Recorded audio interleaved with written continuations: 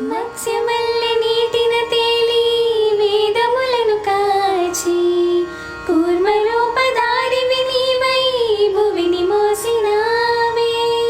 వామనుడై పాదమునెత్తి నింగి కొలిచినావే. నరసింహుని హంసే నీవై హిరణ్యుని చీల్చావు. రావణుని తలలను కూల్చి రాముడివై నిలిచావు. కృష్ణుడ